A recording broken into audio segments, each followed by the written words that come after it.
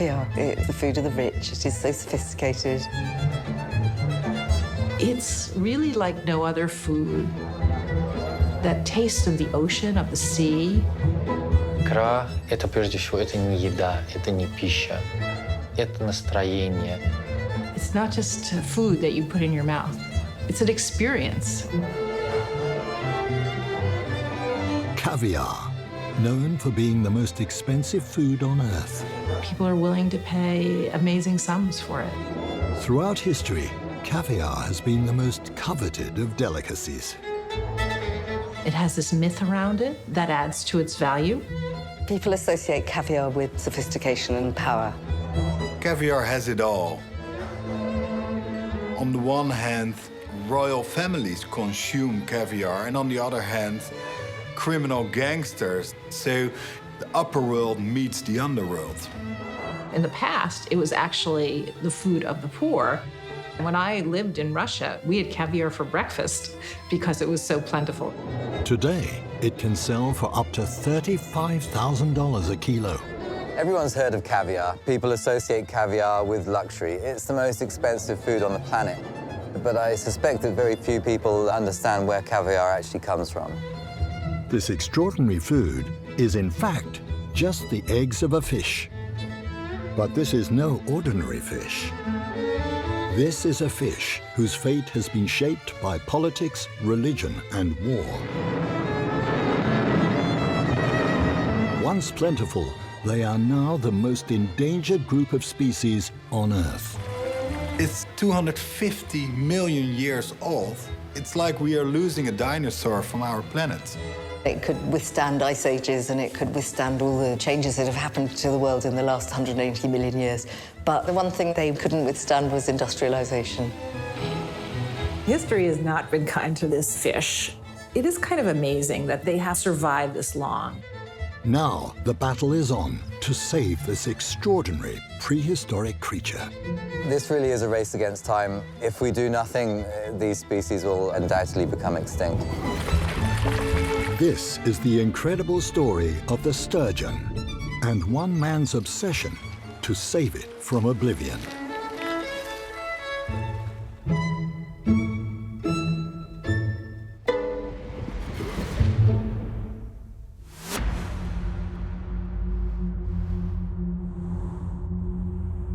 Nowhere is the sturgeon more entrenched in its history and culture than the Caspian Sea. At 1.4 million square miles, the Caspian is the biggest inland body of water on the planet. It's larger than all of North America's Great Lakes combined. It's a remnant of the ancient ocean Tethys, which around 50 million years ago connected the Atlantic and the Pacific Oceans. Today, it is completely landlocked. Some 130 rivers feed into the Caspian, but its unique biodiversity is now under threat.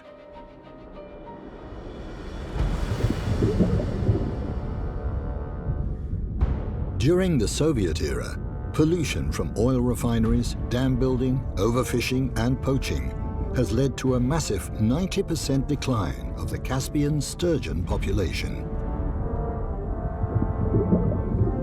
And now the Caspian is in grave danger of being unable to sustain marine life. One of the 5 countries that surrounds the Caspian Sea is Azerbaijan. This former Soviet republic, straddling east and west, is leading the way to protect this fragile sea. In its capital, Baku, once an ancient Silk Road center and now a modern marvel built on oil wealth, the stage is being set for the Caspian Sea nations to restore the fragile health of this rapidly deteriorating marine environment. Leading the charge to bring back the sturgeon to the Caspian is marine biologist Rory Moore. Rory works for the Blue Marine Foundation whose aim is to protect and restore marine environments across the globe. I love Azerbaijan because it's different, it's an adventure, something is always happening. But it's very different working here to any other places where we have projects. His mission for the last 4 years has been to establish a marine protected area in the south of Azerbaijan. If successful, this 100,000 hectare stretch of water will be the first of its kind in the Caspian Sea, and will create a safe haven that will give the sturgeon one last chance to make a comeback. My main fear is that 6 species of sturgeon are going to go extinct unless what we're doing right now works. We have to restore the natural habitats for these fish, otherwise they're not going to be able to spawn. I don't think failure is an option, really. Today, Rory is addressing representatives from the Caspian countries at a summit held by Azerbaijan's Ministry of Ecology. My job today is to convince people that marine protected areas work, that this marine protected area in Azerbaijan will work for sturgeon species because it's an area that's crucial for the first few years of their life. Rory believes the only way to protect the sturgeon from being lost forever is to sign this marine protected area into law. And if we don't do it, then these fish will become extinct. But there is far more to this fish than providing luxury food to the rich and powerful. To look at a sturgeon is to gaze back to an ancient world. These amazing creatures have withstood the tests of time and have barely changed for millions of years. They are designed to be survivors. Their skin is rough, thick, and covered with their protective armor, bony shell-shaped plates, otherwise known as scutes. Of all the freshwater species of fish, sturgeon live the longest, with an average lifespan of 50 to 60 years. The beluga sturgeon can live to over 100. They're bottom dwellers and use their 4 whiskers, or barbels, which dangle in front of their mouths, to feel for food. But despite surviving whatever killed off the dinosaurs and the Ice Age, over the past 150 years, this fish has been brought to the brink by humans.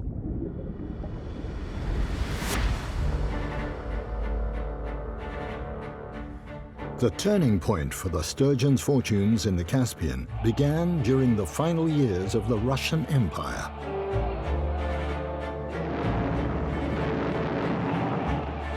After 2 world wars, the Bolshevik Revolution, the Soviets' quest for modernity, and through the construction of dams and factories, the sturgeon population was sent into a downward spiral. Stalin built the Volgograd Dam as part of the process of electrifying Russia, which was a major step towards industrialization. And that spelt disaster for the sturgeon because it blocked their path back up the river to migrate, so that they could no longer go to all their old spawning grounds. Any attempts to stabilize the sturgeon population were scuppered by the breakup of the Soviet Union, which led to a frenzy of overfishing. Numbers plummeted to a new low. It absolutely decimated the sturgeon population. People knew that if they could get that caviar to the west, they could make enormous fortunes.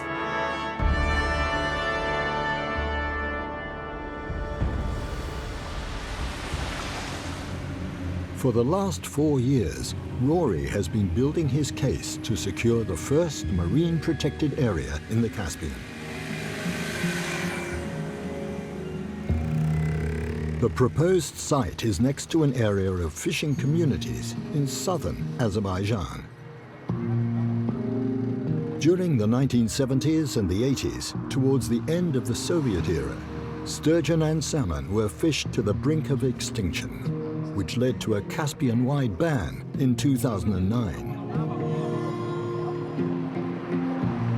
With a dwindling number of fish to catch, many here are struggling to make ends meet.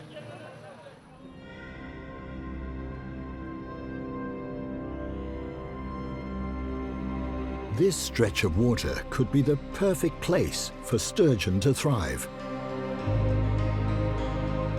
This shallow, brackish bay is crucial because when sturgeon come down the river, they come out of the river mouth and they look for a shallow area that's not too salty because these fish have just come out of fresh water. It's all they've ever seen, so they need to adjust to the sea. But there is a problem.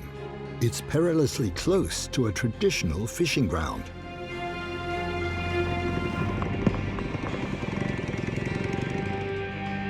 These fishermen have come from miles around on their motorbikes to scrape a living from whatever fish remain in these waters.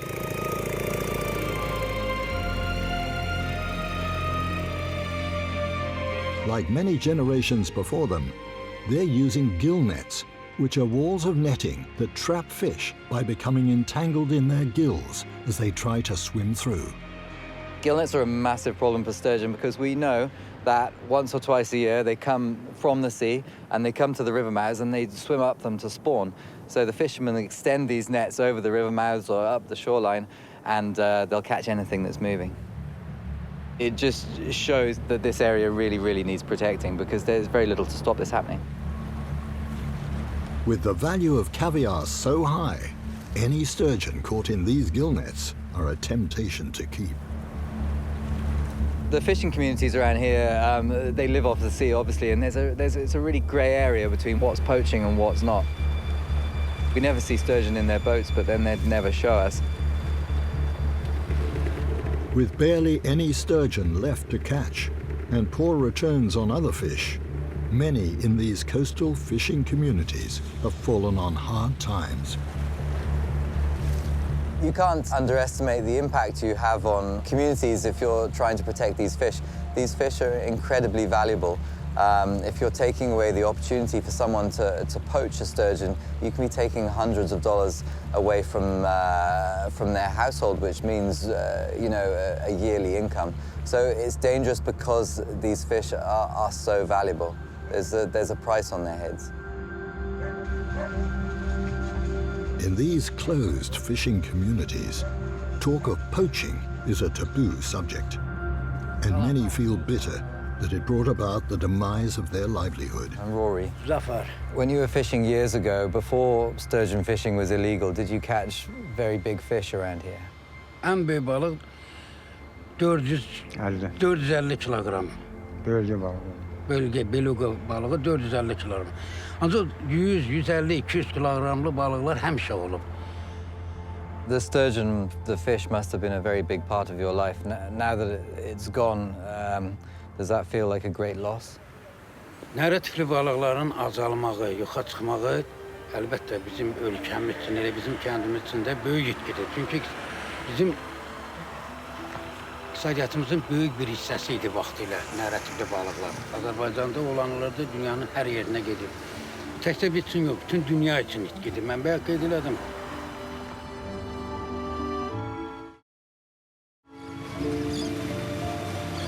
Securing this 100,000 hectare site as a protected area would mean that all fishing would be banned, giving the critically endangered sturgeon a chance at survival. Accompanied by local park rangers, Rory is heading out to the vast open waters of the Caspian. He wants to take a look at what lies beneath the surface, something very few scientists have done.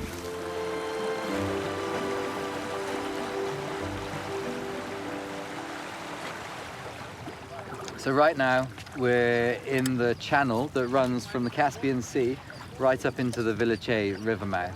So I'm looking for the ideal habitat for juvenile sturgeon, and I need to find food for them because if they can't feed, they can't be here. If I can prove that this area is perfect for sturgeon once they come down the river and they sort of acclimatize to the Caspian Sea, then I can put together a really good argument to protect this area. Let's see what we got. This is great. Look at this. This is full of shrimp. It's full of tiny crustaceans. This is exactly what sturgeon want to eat. You can see here, tiny little shrimp. This is the ideal diet for juvenile sturgeon.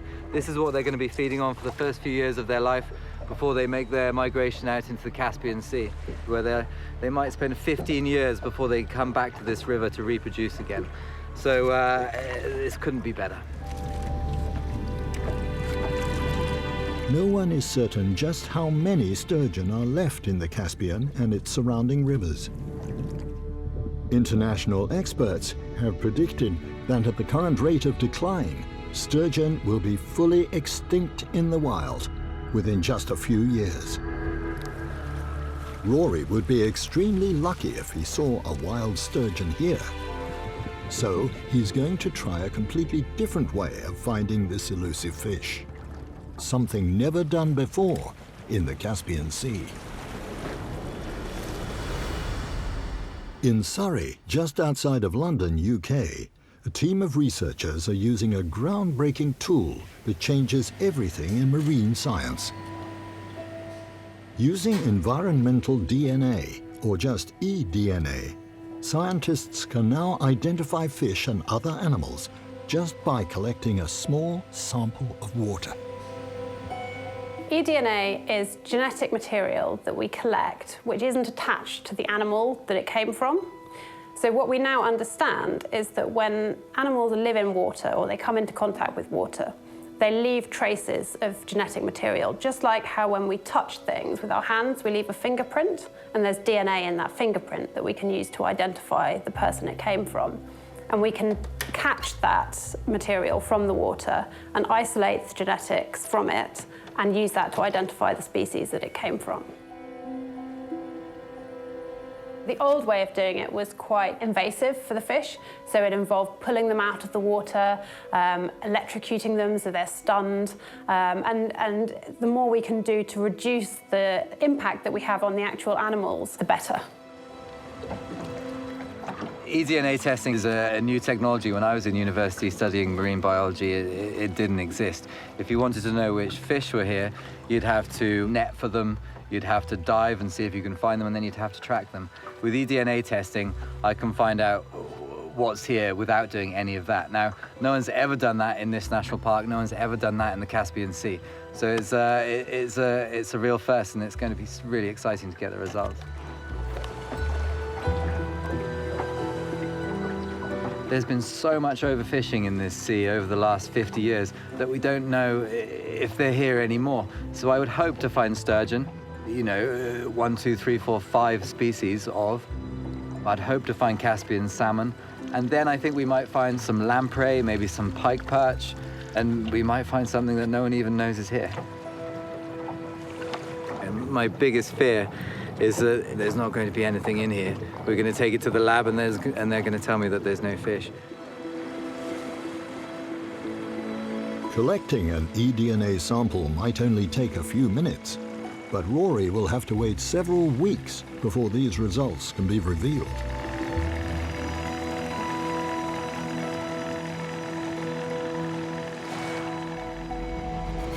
The Caspian isn't the only part of the world where sturgeon can be found.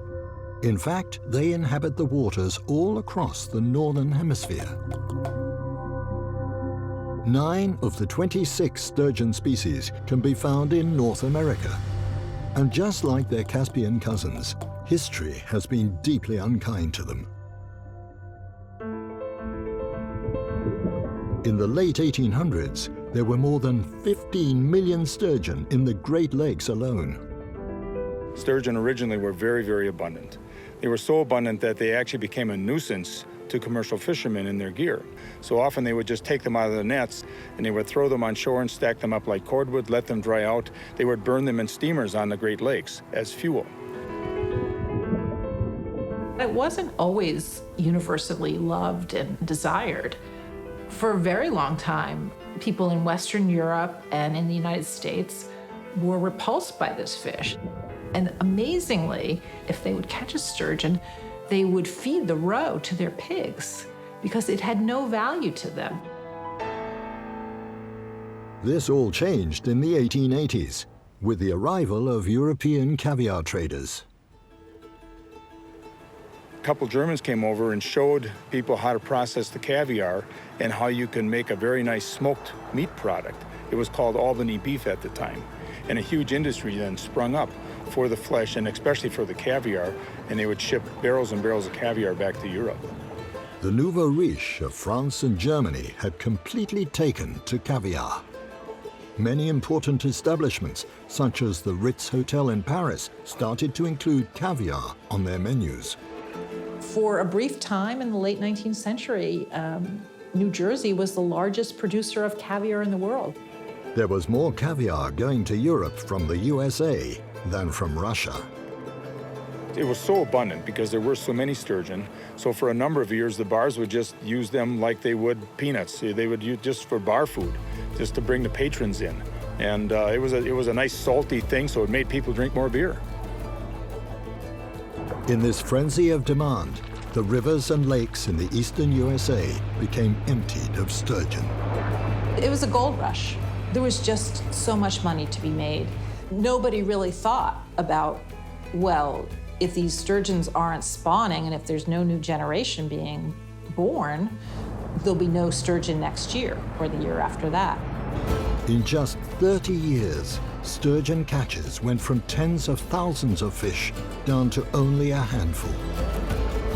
The world's insatiable appetite for caviar almost wiped out the entire American sturgeon population. When you catch a sturgeon, you don't just catch one fish, you eliminate the possibilities of future generations.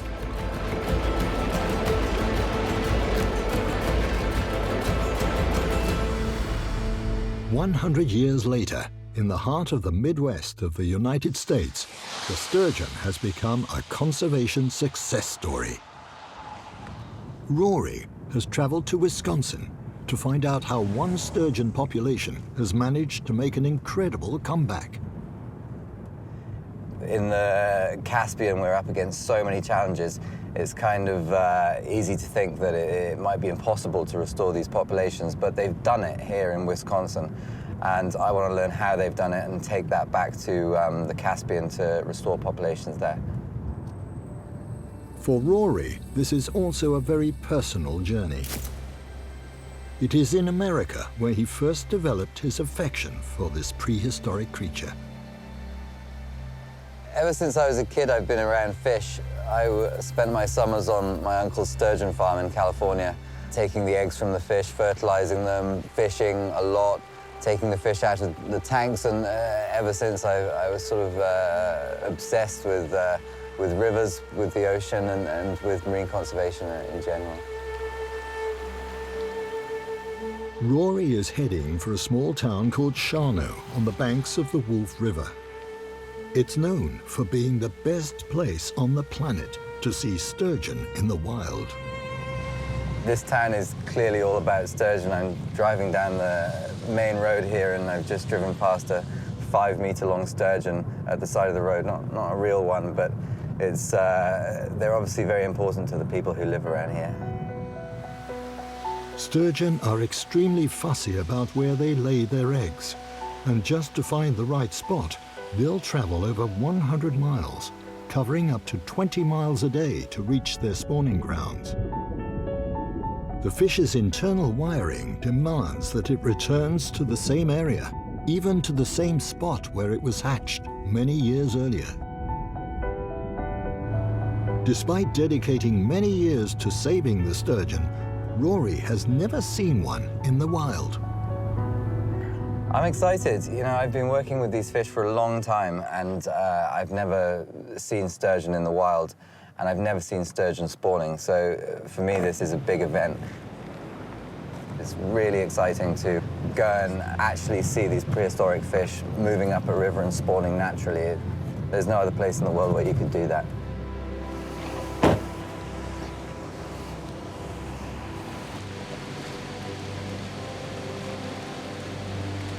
No way.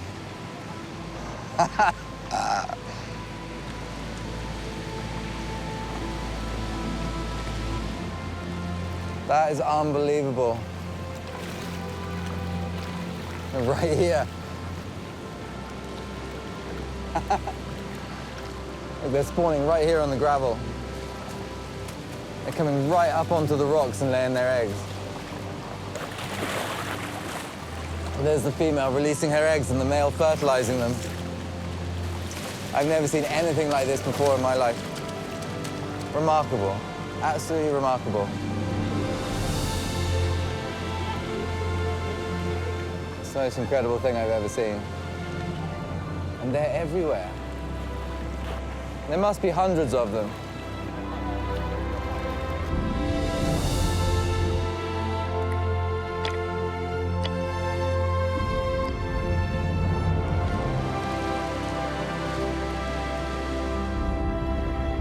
What a great success. It's hugely exciting and hugely encouraging. Rory has been invited by the Wisconsin Department of Natural Resources. Hello, Rory. And is joining Ryan Koenigs, who leads their highly successful conservation program. What we have here in Wisconsin, particularly the sturgeon population in the Winnebago area where I work, is probably the strongest sturgeon population in the world. How old are some of these fish spawning right here? Some of the fish in our population we believe to be over 100 years old. Wow. There's a wood carving up here. That's a fish that we handled in 2012. That fish was 87.5 inches long. We estimate that that fish would have been 100 to 120 years old when we handled her. There's some very nice fish within the Winnebago system. You'll see males today, 6 feet long or longer, and you might see, if we're lucky, you might see a female that's close to 7 feet long. I think people from all around the world would want to come and see this, because this doesn't happen anywhere else. Yep. And people do come, lots of them. There's thousands of people come through here. Kids will be bussed in, from different schools, and people from out of state. Everybody comes around just to see the sturgeon, and it's a big deal for everybody. The word gets out, and they come. The Sturgeon Run is one of America's great natural spectacles, attracting crowds from across the country. It's a big deal to have the sturgeon in Wisconsin. We've always heard about it on the news, and this was the first time that we've gotten to take a shot at checking it out. It's pretty exciting.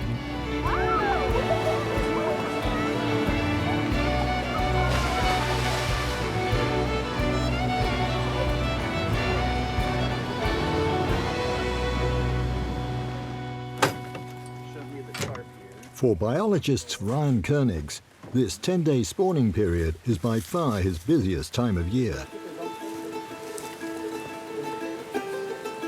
Sturgeon have been making the same journey up these waterways for the past 14,000 years. They've one thing in mind: to reproduce. In the shallow water, females lay their eggs on the rocks. When they are ready, the males suddenly thrash their tails to secure a good position next to a spawning female. Within 7 days, thousands of these eggs will be hatched, but only a few will make it to adulthood. Ryan and his team are responsible for monitoring the fish and to gather as much data as possible. We measure the fish, we determine whether they're male or female. 75.6. You got that, Mike? And we check to see if they're tagged or untagged. And that information that we're collecting allows us to learn a lot about the population. 114. When the fish are as big as you, it makes the job a little difficult. If you want to work with big fish like this, you got to be tough. Gotta go do it business.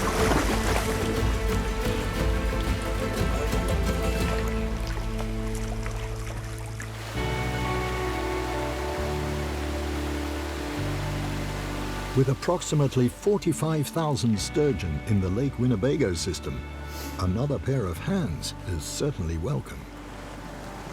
You're gonna help me on the board. We're gonna measure the fish so you can be on the tail, help getting the fish out of the net. Okay. What have we got? We'll see if this one is Oh, look at this guy. I'm just taking the fish out, we're measuring them, we're seeing if they're a male or a female, and we're pit tagging them. I think this is a male. Okay, 47. 47.1. I've handled farmed ones before, but never wild ones. They're strong. They feel like one great big piece of muscle. It's pretty tiring work, but it's good fun and it's worthwhile. I hope we can do this in the Caspian one day.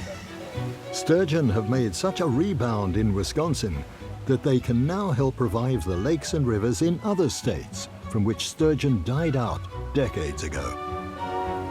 One of the main ways to rehabilitate a fish population is through stocking. So what we'll be doing today is we'll be actually collecting eggs and sperm from some of the fish that we handle today. Oh, female, look at the eggs coming out of that. Wow. Roughly how many eggs would a fish like this hold, Ryan? Probably the average female in the Winnebago system has about between 800,000 and 1 million eggs. 1 million eggs. The sturgeon needs to lay an enormous amount of eggs because the chance of producing offspring in the wild are incredibly slim. Just 1 out of every 50,000 eggs released by the female will make it past the end of the summer. Basically, caviar right there, as fresh as you can get. Amazing. For nearly 30 years, Richard Klett has been raising sturgeon. We're going to fertilize each individual group with an individual male. Make sure that certain groups of eggs are getting fertilized by different males. Yeah, so sure. We'll grab our milk. Actually, you only need a few little drops in here. And the sperm really isn't going to do anything until we add water. Oh, yeah? We're kind of replicating what's happening just behind us in the bay here, right? Yep. So after we fertilize these eggs, Rich, how long do they take to hatch? Typically, it takes about 7 days. To most people, this is caviar. We have a couple of hundred of these on a cracker and it's caviar. To us, this little egg is going to grow into a fish that's going to grow for 100 years. It's going to swim up and down this river 50 times in its lifetime. I mean, it's just the most incredible story. As part of the DNR's sturgeon conservation program, these fertilized sturgeon eggs are taken to the nearby Wild Rose hatchery. In this giant indoor facility, the next generation of sturgeon are being reared, and after 12 months, they'll be released into the wild. But sturgeon conservation is a notoriously slow process. It will take at least 20 years or more for these juveniles to start producing the next generation in rivers across the USA.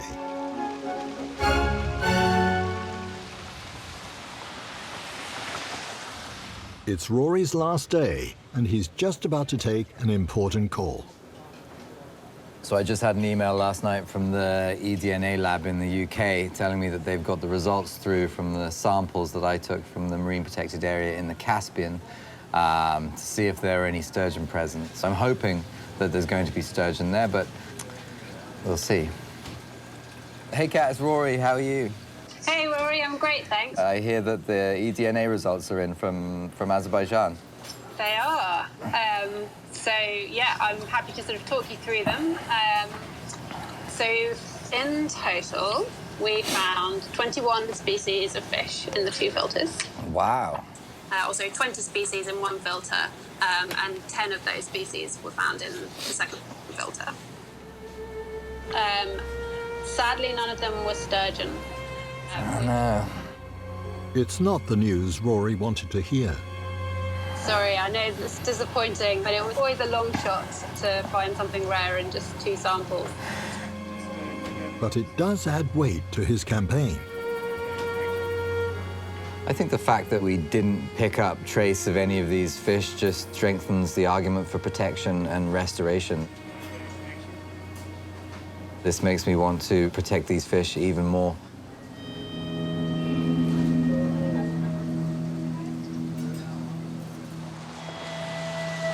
In the USA, conservation programs have helped the sturgeon to fight back.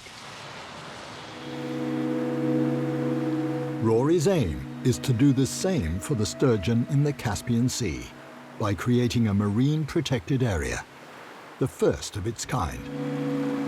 Someone needs to care about the sturgeon. You know, a lot of people don't know anything about sturgeon because they're big, they're slow, they're old, and they're ugly, and you know, they're very, very hard to see. But these fish are very, very important for the ecosystems where they live. They're incredibly important culturally, and they once were an incredibly important source of protein for coastal communities in the Caspian.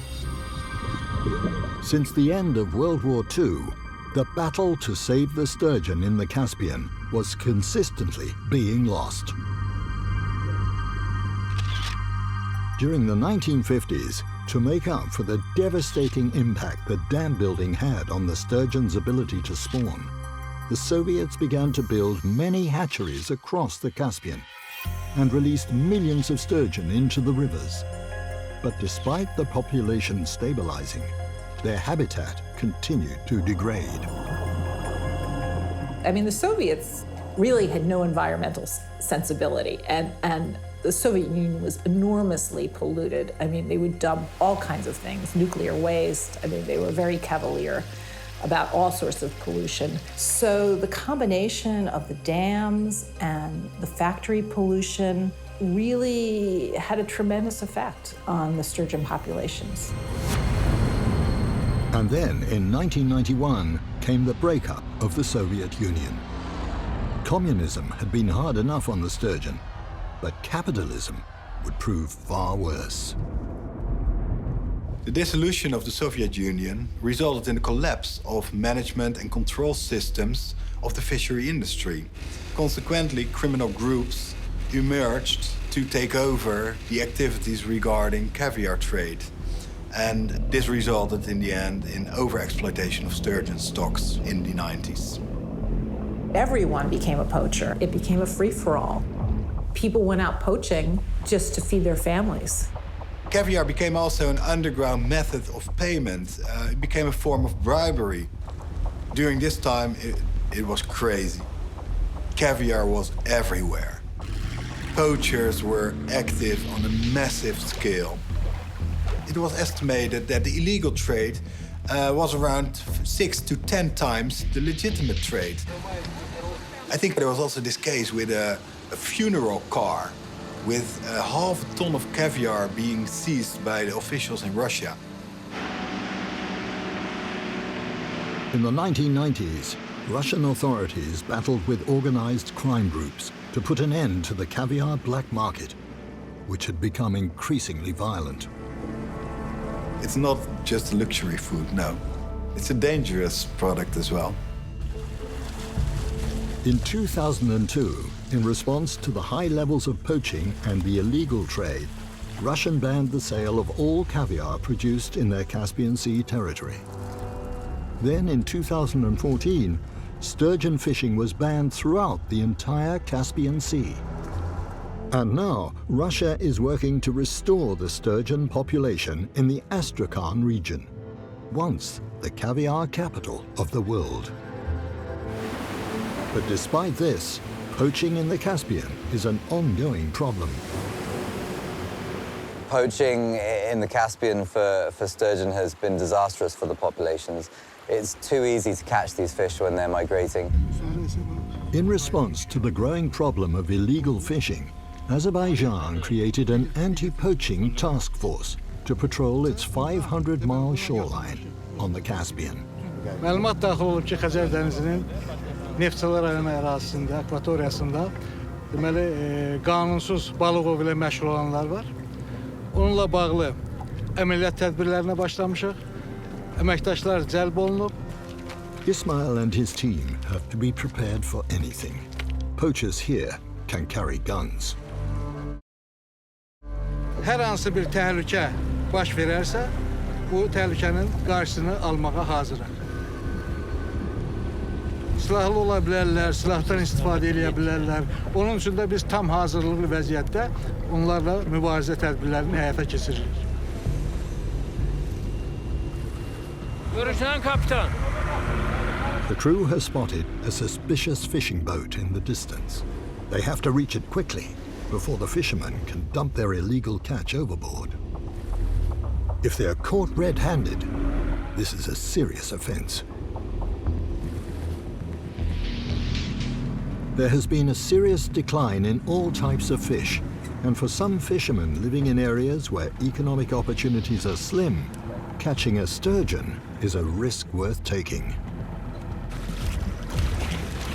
Əsas məqsədimiz nəhər həkimlərin nəslinin kəsilməsinin qarşısını almaq.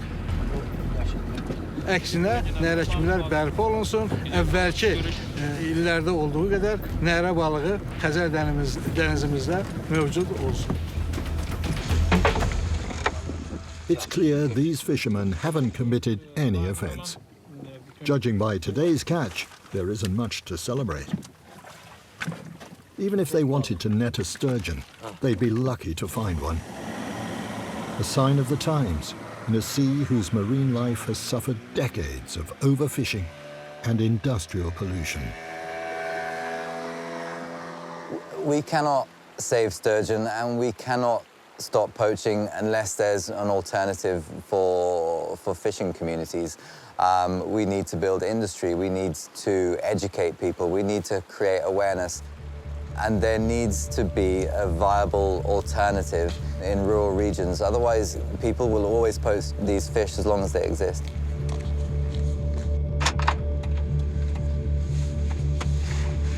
Caviar entrepreneur Rufat Tabasaransky has a plan that could provide a lifeline for both the sturgeon and the local community.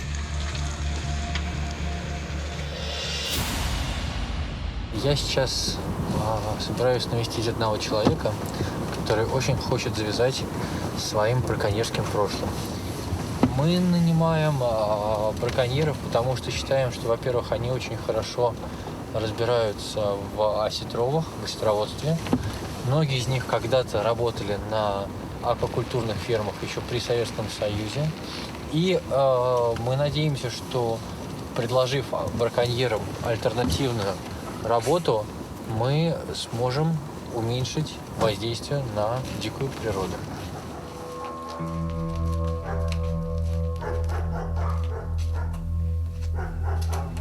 Добрый день, Яшар.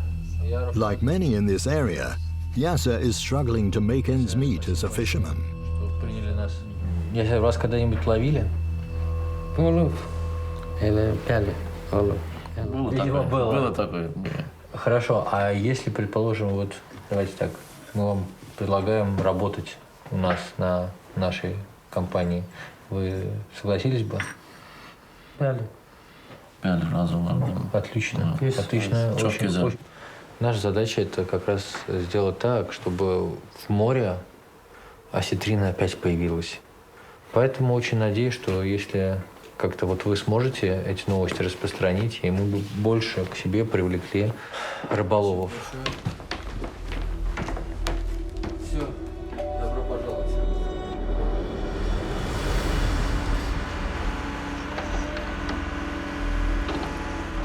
This vast building site will soon be a state-of-the-art sturgeon farm. And it's here where Yasser will join many other locals to help raise these giant fish to produce sustainable caviar.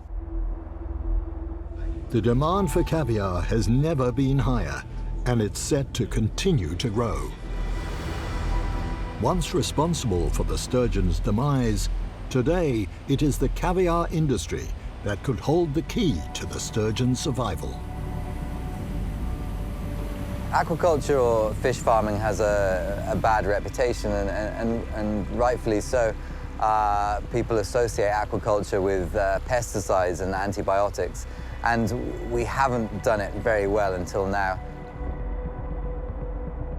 Within just a few months, these giant ponds will be teeming with sturgeon. Проектов такого размера на побережье Каспийского моря на данный момент не существует. Мы очень надеемся, что в этом проекте нам удастся не только производить осетровых, но и создать некоторый хаб для научно-исследовательской деятельности. Not all the sturgeon on this farm will be harvested for caviar. Дело в том, что наш бизнес, он работает над восстановлением. Мы за каждую проданную нами баночку выпускаем 10 мальков в дикую природу. Returning fingerlings to the sea certainly can have an impact. We've seen with sea trout and salmon that hatcheries play a major role in conservation, but we have to ensure that when we put these fingerlings back that they're genetically strong and they're able to survive in the wild. Unlike wild-caught fish, which have a much larger gene pool, farmed fish can come from a limited genetic stock. If the genetics aren't diverse enough, releasing them into the wild could cause major problems, as any interbreeding might lead to a weakened genetic line.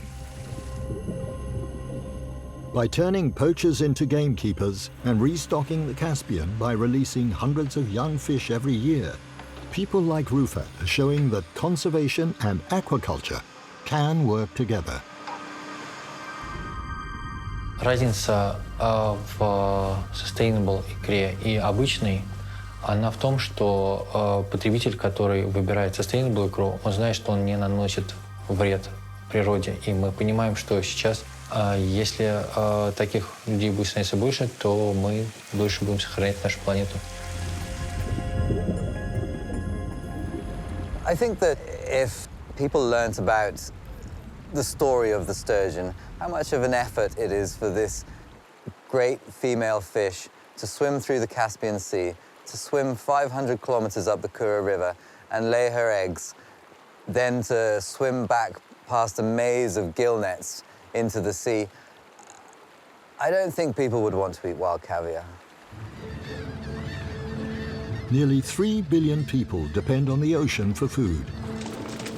We already take more fish from the ocean than it can naturally replace. But although nearly half of the seafood we eat comes from farms, over 1/3 of fish caught is converted into fish meal to feed farmed fish. This is putting great pressure on the oceans and contributing to their decline.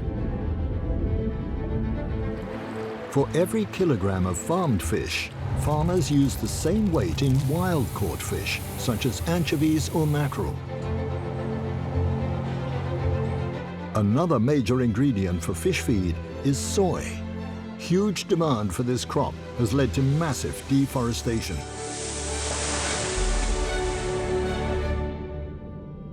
At the same time, demand for fish around the world has been soaring. The end result?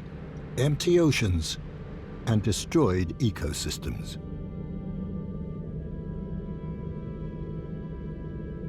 As concerns about our oceans and food supply grow, people are rising up to the challenge in the search for solutions.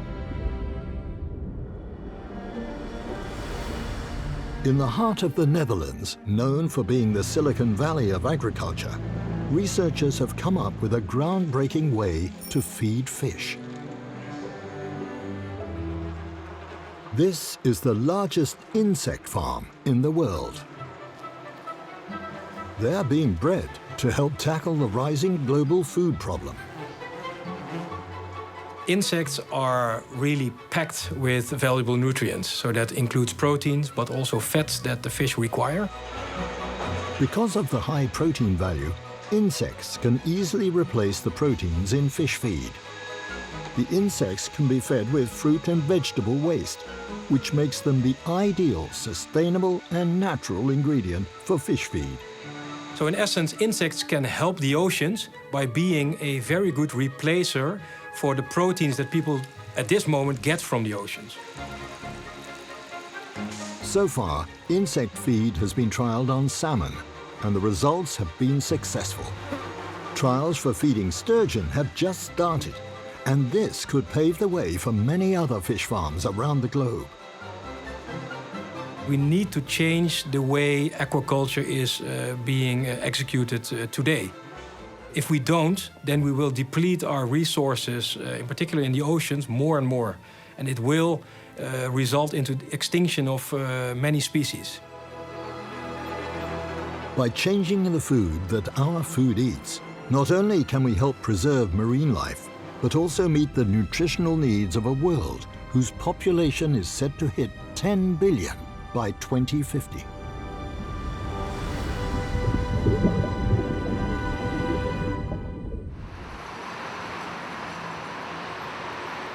here we are now. It's been a very difficult project, and as we all know...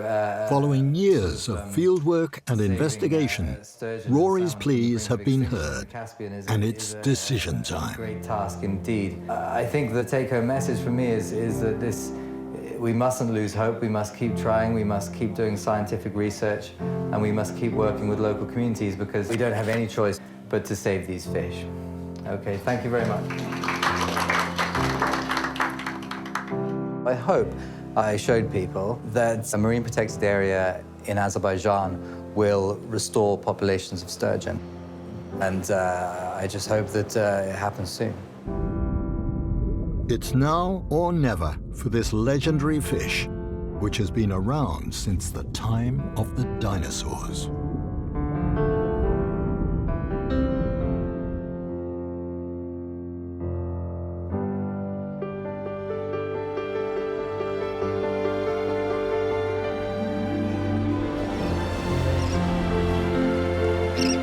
It's the dawn of a new era for the Caspian sturgeon. I've always had a dream that sturgeon could make a comeback in the Caspian. With the marine protected area, we've got a real chance of that. It's going to take some time and it'll take some investment. But I'm confident that in a generation, we'll be seeing more of these prehistoric fish. This is what we're here to do, right?